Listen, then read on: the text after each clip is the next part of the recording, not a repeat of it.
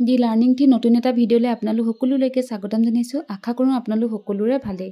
আজি লৈ আহিছোঁ মেথছৰ কেইটামান ৰিভিজনৰ কাৰণে প্ৰশ্ন উত্তৰ। আশা কৰোঁ আপোনালোকৰ কাৰণে সুবিধা হ'ব। তেনেহ'লে বলক দেৰি নকৰি ভিডিঅ'টো আৰম্ভ কৰোঁ। আজি প্ৰথম প্ৰশ্নটো হৈছে যে কোনটো সংখ্যা অযুগ্ম আৰু মৌলিক সংখ্যা। ইয়াত কি দিয়া আছে অপশ্যনত 4টা অপশ্যন দিয়া আছে আৰু ইয়াৰে কোনটো অযুগ্ম আৰু মৌলিক দুইটাৰে মানে হয়। আমি চাইছোঁ যে 15টো এটা অযুগ্ম সংখ্যা হয় কিন্তু ই মৌলিক সংখ্যা নহয়। ঠিক সেইদৰে 21টো অযুগ্ম হয় কিন্তু 21টো কি হয় মৌলিক সংখ্যা নহয়। 25টো আমি চাইছোঁ যে 25টো এটা অযুগ্ম সংখ্যা হয় কিন্তু মৌলিক সংখ্যা নহয়।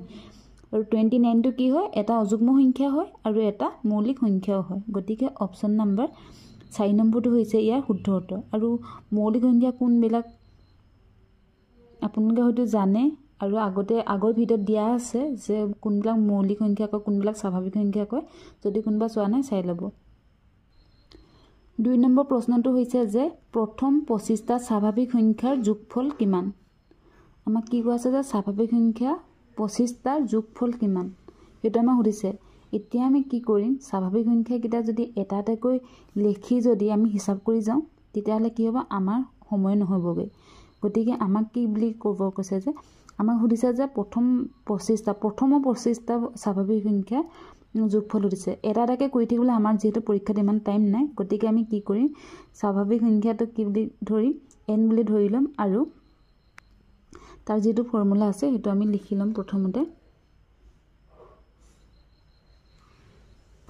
যে n into n plus 1 divided by 2। ইয়াত n মানে কি কৈছে n মানে এই যিটো 25টা স্বাভাৱিক সংখ্যাৰ কথা কৈছে আমাক 25টা স্বাভাৱিক সংখ্যা আৰু n মানে এইটো n কি হ'ব এইটো হ'ব 25 প্লাছ 1 ডিভাইডেড বাই 2। এতিয়া আমি এইটো কি কৰিম 25টো আমি ইয়াত ৰাখি দিম। এইটো যিহেতু আমি এই যিটো ব্ৰেকেট আছে ব্ৰেকেটটো আমি উঠাই পিনি পূৰণ চিন দিম আৰু এই দুটা যদি আমি প্লাছ কৰি দিওঁ তেতিয়াহ'লে আমি কিমান পাম 26 পাম আৰু ডিভাইডেড বাই 2 হ'ব। এতিয়া আমি কি কৰিম এইটো ইয়ালৈ লৈ আহিছোঁ এইখিনিত কৰিম এবাৰ। তাৰপিছত এতিয়া আমি এই দুটা পূৰণ কৰি দিম। এই দুটা পূৰণ কৰি দিলে আমি কিমান পাম 25 আৰু 26। এই দুটা যদি আমি পূৰণ কৰোঁ তেতিয়াহ'লে আমি কিমান পাম দুটা পূৰণ কৰিলে আমি কিমান পাম 13 আৰু এই দুটা এতিয়া আমি এইকেইটা কি কৰিম প্লাছ কৰি দিম। এইটো কথা চবেই জানে আমি কিমান পালোঁগৈ 650 পালোঁ। এতিয়া আমি কি কৰিম ইয়াত 650 ডিভাইডেড বাই কি আছিলে 2 আছিলে গতিকে আমি 2টো ইয়াত লিখি ল'ম। এতিয়া এই দুটা যদি আমি কটাকটি কৰি দিওঁ তেতিয়াহ'লে আমি কিমান পাম 325। 2য়ে প্ৰথমতে 6ক 3বাৰ গ'ল তাৰপিছত 2য়ে আকৌ 50ক 25 বাৰ গ'ল। গতিকে আমি এনচাৰটো কিমান পালোঁ 325। অপশ্যনত আছে নাই এতিয়া আমি চাম যে অপশ্যনত আছে 2 নম্বৰটো হৈছে ইয়াৰ শুদ্ধ উত্তৰ 325 হৈছে ইয়াৰ শুদ্ধ উত্তৰ। আশা কৰোঁ এইবিলাক প্ৰশ্ন আপোনালোকে পাৰিব কিন্তু মনত পৰিবৰ কাৰণে এবাৰ কৰি দেখাইছোঁ। 3 নম্বৰ প্ৰশ্নটো হৈছে যে আটাইতকৈ সৰু ভগ্নাংশটো কোনটো। মানে ইয়াতে 4টা ভগ্নাংশ দিয়া আছে ভগ্নাংশত আছে আৰু আটাইতকৈ সৰু ভগ্নাংশ কোনটো আমাক সুধিছে। এতিয়া আমি যদি চাওঁ যে সংখ্যা ফালৰ পৰা যদি আমি চাওঁ তেতিয়া এইটো যেন আটাইতকৈ সৰু তেনেকুৱা দেখিছে কিন্তু আমি এতিয়ালৈকে গম পোৱা নাই যে কোনটো সংখ্যা সৰু হ'ব। গতিকে আমি কি কৰিব লাগিব এইকেইটা আমি কৰি চাব লাগিব যে ভগ্নাংশ উলিয়াই চাব লাগিব তেতিয়াহে গম পাম যে কোনটো সৰু বা কোনটো ডাঙৰ। ইয়াত যদি আমাক সৰু বুলি নিদি ডাঙৰ বুলি দিয়ে তেতিয়াহ'লে এতিয়া কোনটো ডাঙৰ সেইটো আমি ধৰিব পৰা নাই। এনেই দেখাত এইটো সংখ্যা ডাঙৰ যেন লাগিছে আৰু এইটো সৰু যেন লাগিছে কিন্তু আমি কৰি চালে গম পাম যে কোনটো ডাঙৰ আৰু কোনটো সৰু। গতিকে আমি এটা কৰি চাওঁ প্ৰথমতে 1 নম্বৰটো কৰি চাওঁ এইখিনিতে তেতিয়াহে গম পাম। আৰু আপোনালোকে এইটো কেতিয়াও ভুল নকৰিব প্ৰশ্নটো সদায় এনচাৰটো কৰি চাব এক্সামত যেতিয়া থাকিব। এতিয়া আমি কি কৰিম এই ভগ্নাংশটো আমি কেনেকৈ ডাঙৰ সৰু কেনেকৈ উলিয়াম এইখিনি নকৰোঁ ইয়াতে কৰি চাইছোঁ 4/7 এইটো যদি আমি হৰণ কৰোঁ কি কৰিব লাগিব 7এ 4ক আমি হৰণ কৰিলে আমি কি পাম যিহেতু এতিয়া 7এ 4ক বাৰ নাযায় গতিকে কি হ'ব দশমিক এটা আহিব। দশমিকটো দিয়াৰ লগে লগে কি হৈ যাব ইয়াত হ'ব 0। এতিয়া আমি এইটো পূৰণ কৰিম এতিয়া আমি হাতে কিমান বাৰ যাব সেইটো চাম 5 বাৰ যাব 7 5 গুণ 35 আৰু ইয়াত কি হ'ব 5টা থাকিব তাৰপিছত যেটো ইয়াত দশমিক দিয়া আছে ইয়াত হ'ব 0 দশমিকটো থকাৰ কাৰণে আমি 0টো দি ললো এতিয়া আকৌ যাব 7 7 গুণ 49 তাৰপিছত আকৌ কিমান থাকিলে 1 থাকিলে ইমানখিনি আমি কৰি নাথাকোঁ দশমিকৰ পিছত এই দুটা সংখ্যা আমি চাম দুটা সংখ্যা চাম ইয়াত কিমান পালো 5.7 তাৰপিছত এতিয়া চাম এটো কৰি চাম 2/3 টো যদি আমি হৰণ কৰোঁ তেতিয়ালে আমি কিমান পাম 3 দশমিকটো প্ৰথমতে দি ললো দশমিক দিয়া লগে লগে ইয়াত আহিলে 0 আৰু কিমান বাৰ যাব এতিয়া 6 বাৰ যাব 3 গুণ 18 2 নামি আহিলে 2 নামি অহা লগে লগে আকৌ ইয়াত যেহেতু দশমিক আছে গতিকে ইয়াত আকৌ 0 আহিব আকৌ যাব কিমান 2 এটো দেখিলে কেনেকৈ কৰিলো এতিয়া আমি কি কৰিম আকৌ যেহেতু 6 বাৰ যাব 6 পালো আৰু আমি কৰি নাথাকো অকল দুটাতে ৰখি দিম যেটো আমি ডাঙৰ নে সৰু হেতুৱে আমাক উলিয়াবলৈ দিছে আমি একাৰণে ইমানতে ৰৈ দিম তাৰপিছত এতিয়া চাম এটো কৰি চালে কিমান পাম 3/16 আছে গতিকে এটো আমি এতিয়া কি কৰিম 3 এপিনে হ'ব 16 প্ৰথমতে দশমিকটো দি ল'ব লাগিব যেটো ডাঙৰ সৰু বাৰ নে যে হেকান দশমিক দিয়া লগে লগে 0 আহিব আৰু কিমান বাৰ যাব 1 বাৰ যাব 216 তাৰপিছত এতিয়া কিমান আহিলে এটো আমি এটা বিয়োগ কৰি দিব লাগিব বিয়োগ কৰি দিলে আমি কিমান পাম 4 14 হল আকৌ সৰু হল গতিকে আমি কি কৰিম এটা শূন্য দি ললো সে শূন্য 0 দি ললো 0 দি দিয়া লগে লগে এতিয়া আমাক কিমান বাৰ যাব হেতু চাব এতিয়া কিমানেৰে বাৰ যাব 8 বাৰ যাব 8 বাৰ যোৱা লগে লগে কিমান হ'ব 128 128 হল এতিয়া আমি আকৌ কি কৰিম আকৌ এটো আমি কি কৰিব লাগিব মাইনাস কৰিব লাগিব মাইনাস কৰিলে কিমান পাম এতিয়া আমি ইমানখিনি কৰি নাথাকো ইয়াতে কিমান পালো 18 পালো তাৰপিছত এবাৰ থাকিলে এটো হেতু কিমান আছে 4/20 হেতু আমি এটা কৰি চাম 4 আৰু 20 দশমিক দিলু 0 হল ইয়াত কিবা যাব 2 বাৰ যাব 40 গতিকে মিলি গল ইয়াত পালো কিমান 0.2 এতিয়া আমি চাম যে এটা কোনটো ডাঙৰ আৰু কোনটো সৰু এতিয়া আমি কেনেকৈ গম পাম এনেকুৱা ধৰণৰ প্ৰশ্ন আহিব পাৰে হেকাৰণে মই এটা দেখাই দিছো আপোনালোকক আৰু ইয়াত এটো ভগ্নাংশটো কিমান পালো 0.57 পালো আৰু ইয়াত পালো কিমান এটোত পালো 0.66 আৰু ইয়াত পালো কিমান 0.18 আৰু ইয়াত পালো কিমান 0.2 মানে দশমিকটো এতিয়া আমি কোনটো ডাঙৰ কোনটো সৰু এতিয়া আমি কেনেকৈ গম পালো যে ইয়াত কৈছে যে আটাইতকৈ সৰু ভগ্নাংশ কোনটো আমি এতিয়া কোনটো গম পালো আটাইতকৈ সৰু ভগ্নাংশ হৈছে এটো 3/16 আমাৰ প্ৰশ্নটো উত্তৰ আমি এটা বিচাৰি পালো যে 3/16 টো হৈছে আটাইতকৈ সৰু আৰু আটাইতকৈ ডাঙৰ কোনটো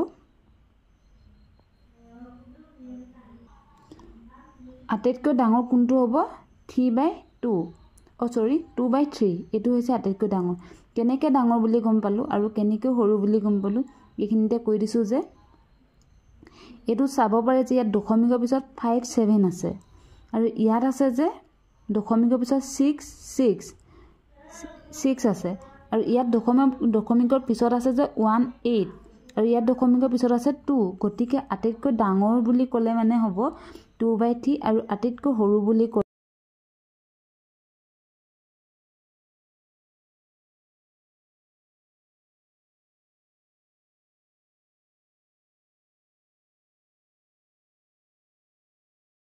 নম্বৰ প্ৰশ্নটো হৈছে 88 * 3/7 88 * 6/7 আৰু 88 * 5/7 এনেকুৱা ধৰণৰ যদি প্ৰশ্ন আহে মান নিৰ্ণয় কৰিবৰ কাৰণে তেতিয়ালে আপোনালোকে কেনেকৈ কৰিব এটো অলপ কৰি দেখাই দিছো এটো মান নিৰ্ণয় কৰা হয় আৰু এইটো কেনেকৈ কৰিব ইয়াত কি দি আছে 88 প্ৰথমে আমি 88 কিটা লিখি লম অকল 88 দিব বুলি নাই বেলেগ সংখ্যাও থাকিব আৰু মই এতিয়া 88 বুলি এনেকৈ দি দিছো যাতে বুজি পাবৰ কাৰণে সহজ হয় যদি এনেকুৱাকৈ থাকে তেতিয়া আপুনি কেনেকৈ কৰিব ভগ্নাংশত থাকিলে ভগ্নাংশ কিটা আমি এতিয়া লিখি লম ভগ্নাংশ কি আছে 3/7 plus 6/7 plus 5/7 আমি এটা ব্ৰেকেট কৰি লম এতিয়া আমি এই তিনটা যেহেতু প্লাস কৰিব লাগে এতিয়া আমি এটা এটাকে প্লাস কৰি থাকুনতে আমাৰ টাইম লাগিব সেইকাৰণে আমি কি কৰিম যে ইয়াত 3 ইনটু ইয়াত কেটা আছে 88 তিনটা আছে গতিকে আমি 88 দি ললো এটো দিলো প্লাস ইয়াত কিমান আছে ইয়াত তলত দেখিছো যে গুটিকিটা 7 আছে গতিকে আমি ইয়াত 7 ললো আৰু এইকিটা আমি ওপৰৰ কিটা আমি প্লাস কৰি দিম ওপৰৰ কিটা সংখ্যা যদি আমি প্লাস কৰি দিম তেতিয়া আমি কিমান পাম যদি একে সংখ্যা থাকিলে এটো আমি 7 এ দিব পাৰো তাৰ পিছত এইকিটা আমি প্লাস কৰি দিম প্লাস কৰি দিলে আমি কিমান পাম 11 14 পালো এতিয়া আমি কি কৰিম এটোটা আমি কটাকটি কৰি দিম সৰি এটোটা কটাকটি কৰি দিলে আমি কিমান পালো 2 পালো তাছে এটোটা যদি আমি পূৰণ কৰি দিম তেতিয়া আমি কিমান পাম তাৰ পিছত এতিয়া আমি এইকিটা আমি পূৰণ কৰি দিব লাগিব এটোটা এটো আমি পূৰণ কৰিলে কিমান পাম 264 আৰু ইয়াত কিমান থাকিলে ইফালে কিমান থাকিলে 2 থাকিলে আৰু এই দুটা যদি আমি প্লাস কৰি দিম তেতিয়া আমি কিমান পাম 266 আৰু অপচনত আছে না চাব লাগিব সৰি মই ইয়াত অপচনত লিখা নহল যে 266 থাকিব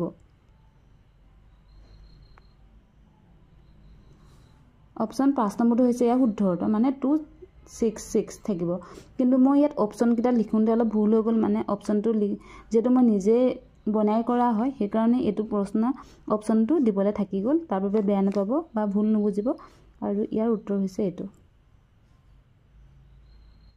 5 নম্বৰ প্ৰশ্নটো হৈছে যে x ৰ মান নিৰ্ণয় কৰা ইয়াত কি দিয়া আছে x ৰ মান নিৰ্ণয় কৰিব দিছে ইয়াত দিয়া আছে যে 108 divided by x into 48 divided by 12 আৰু into 13 is equal 12 ইয়াত আমাক কি কৈছে যে ইয়াত যেটো x আছে এই x ৰ মানটো আমাক উলিয়াবলৈ দিছে গতিকে আমি এটো প্ৰশ্ন কেনেকৈ কৰিম এটো আমি প্ৰথমতে পাতি লম 108 divided by x into 48 divided by 12 into 13 is equal 12 এতিয়া আমি এটো কি কৰিম কটাকটি কৰি চাম প্ৰথমতে এতিয়া আমি কটাকটি কৰিম 12 108 কিমান বাৰ যাব 9 বাৰ যাব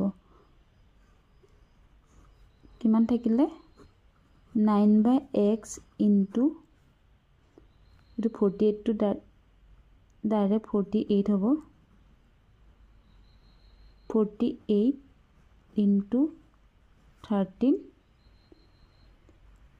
ইকুৱেল 12 এটো হ'ব এতিয়া আমি কি কৰিম এটো লাইন নপটালো হলতেন একটা লাইনতে পাতিব পাৰিলতেন 9 into 48 into 13 আৰু ডিভাইডেড বাই কি হ'ব 12 হ'ব আৰু এটো আমি ইয়ালে লৈ আহিম ইয়াত কি হ'ব x হ'ব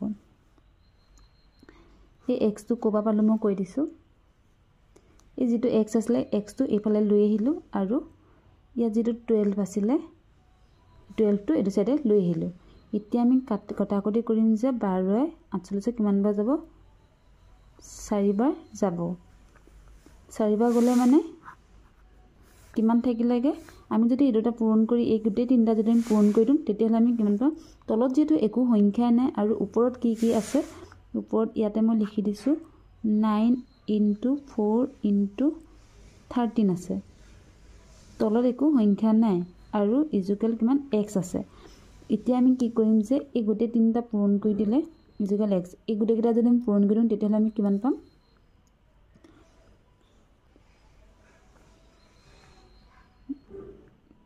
36 into 13 আৰু এটা পূৰণ কৰি দিলে আমি কিমান পাম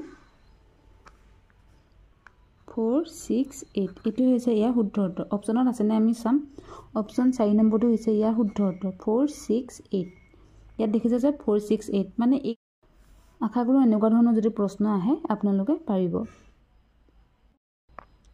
6 নম্বৰ প্ৰশ্নটোত কি দিয়া আছে, ইয়াত xৰ মান নিৰ্ণয় কৰা। মানে ইয়াতো কি কৈছে যে xৰ মান উলিয়াব দিছে। xৰ মান কেনেকৈ উলিয়াম সেইটো আমি এতিয়া চাম। ইয়াত দেখিছে 6, এইটো সমীকৰণটো দেখিছে, এইটো কেনেকৈ পাতি থোৱা আছে আৰু এইটোকে এতিয়া আমি কি কৰিম, কৰি যাম। যিটো অলপ সোনকালে হ'বৰ কাৰণে বেছি দীঘলীয়া কৰি নাথাকোঁ। এইটো আমি কেনেকৈ কৰিম,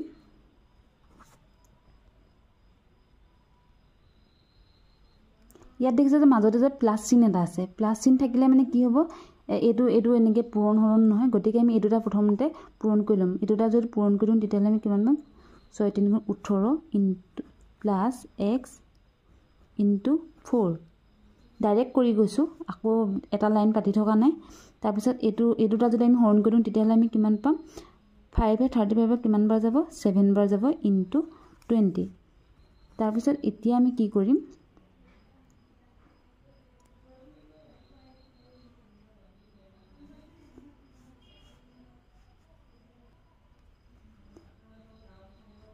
x ইনটু 4 এইটো ইয়াত ৰাখি দিলোঁ। আৰু এই দুটা যদি আমি পূৰণ কৰি দিওঁ তেতিয়াহ'লে আমি কিমান পাম, 0 7 × 14 140 পালোঁ। 142 এতিয়া কি কৰিম, এইটো যিহেতু প্লাছ হৈ আছে, ইয়াত এই 18ৰ আগত কি আছে, প্লাছ চিন আছে। এইটো যদি আমি সমান চিহ্ন পিছফালে লৈ আহোঁ তেতিয়াহ'লে কি হ'ব, মাইনাছ হ'ব, -18 হ'ল। আৰু এতিয়া আমি কি কৰিম, x ইনটু 4 ইজুকেল এইটো তাত যদি আমি মাইনাছ কৰি দিওঁ তেতিয়াহ'লে আমি কিমান পাম, 122 পাম।